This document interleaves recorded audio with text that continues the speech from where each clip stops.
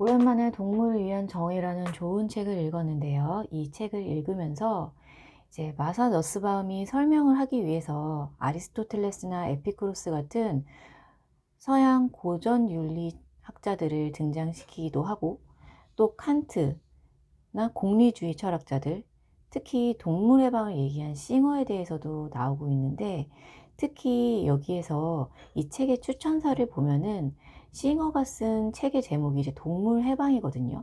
동물 해방에서 비로소 해방되었다라는 표현을 쓰고 있어요. 그래서 아무래도 이 책을 좀 더 잘 이해하기 위해서는 다른 철학자들의 이론과 환경윤리의 어떤 전반적인 이해가 필요하지 않을까라는 생각이 들었어요. 물론 제가 이걸 설명을 잘 한다는 보장은 전혀 없지만 제가 아는 것들을 소소하게 공유를 해보도록 하겠습니다. 자, 일단은 제일 처음에 우리가 동물권에 대한 논쟁을 얘기를 하면서 그 환경윤리의 어떤 전반적인 흐름을 생각해 볼 필요가 있을 것 같아요.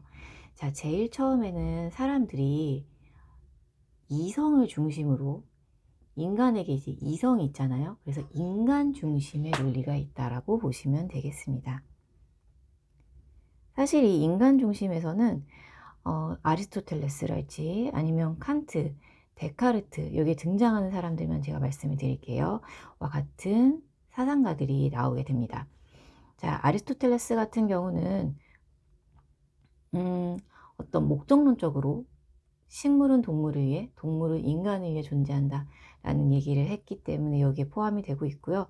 물론 이 아리스토텔레스 이론이 이 책에서는 또 다른 부분에서도 설명이 되기도 합니다.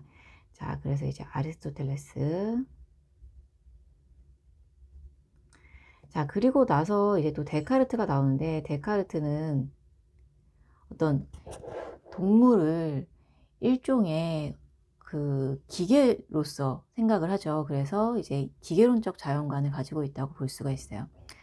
자, 그리고 마지막으로 이제 칸트가 나오는데요. 여기서 이제 칸트 이론을 이제 크리스틴 코스가드라는 사상가의 어떤 칸트주의 접근법에 대해서 적극적으로 다뤄져 있기는 한데, 이 칸트 같은 경우도 역시 인간 중심주의적으로 동물에 대해서는 간접적인 의무가 있다라고 봅니다. 그러니까 예를 들어서 이제 인간이 동물한테 바로 어떤 직접적인 의무를 져야 되는 것이 아니라 동물한테 해가 되는 것이 우리의 인격성의 문제가 되는 거기 때문에 이 결국에는 인간에 해당하는 것이겠죠. 자, 그러면은 이 범위가 좀 더 넓어진다고 생각해 주시면 될 것 같아요. 자, 그래서 이제 동물 중심주의로 간다고 보시면 되겠습니다. 자, 동물은 뭘 가지고 있느냐? 주로 쾌, 고를 느낄 수 있죠.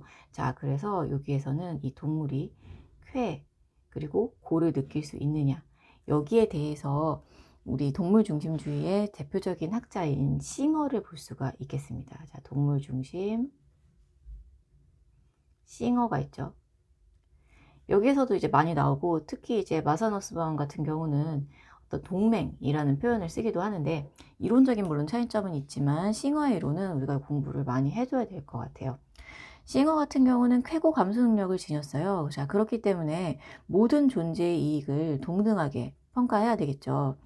자, 배려해야 되겠죠. 그래서 쾌고 감수라는 것을 동물들도 지녔기 때문에 인간도 이제 마찬가지다. 그리고 이제 싱어 같은 경우는 공리주의 철학자이기 때문에 어떤 그 공리에 따라서 그것을 예외적으로 허용하는 경우가, 이제 동물 실험 같은 경우가 이 책에서도 등장하기는 하는데, 그 기준을 공리주의에 둔다고 보시면 될 것 같아요. 이 책에 등장하지 않지만 이제 레건이라는 학자도 있어요. 근데 이제 레건 같은 경우도 지금 이제 동물의 권리를 존중하면서 여기에 그 근거를 내재적 가치로 두고 있거든요. 그러니까 삶의 주체로서의 동물.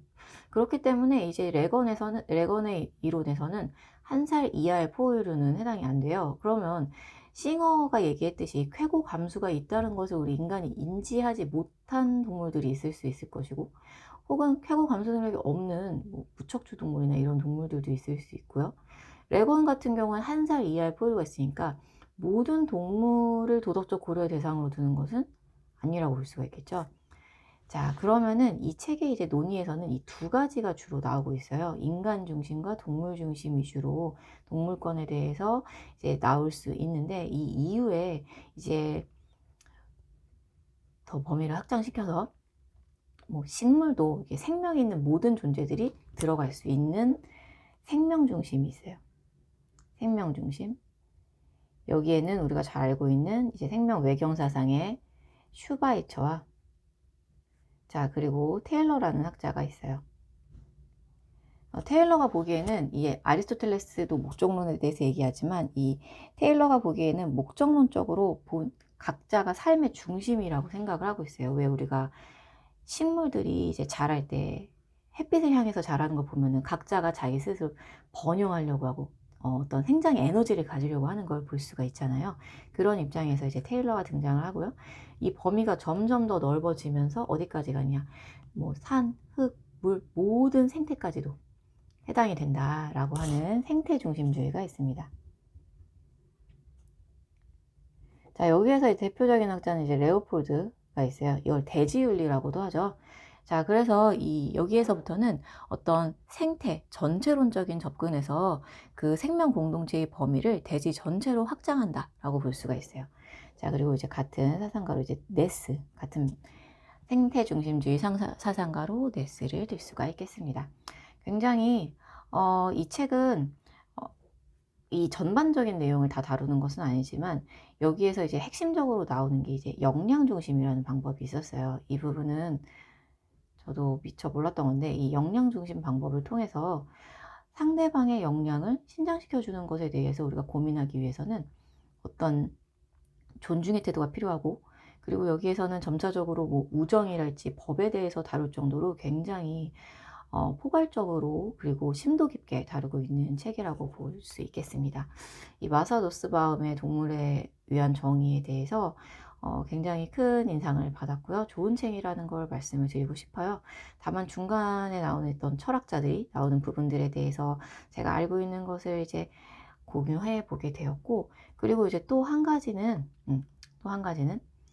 이 책에서는 어떻게 보면은 이제 일반적으로 접근하기에 약간 무리수처럼 보이는 게 있을 수 있어요. 어떤 동물에게도 호혜적 시민권이 있어야 된다.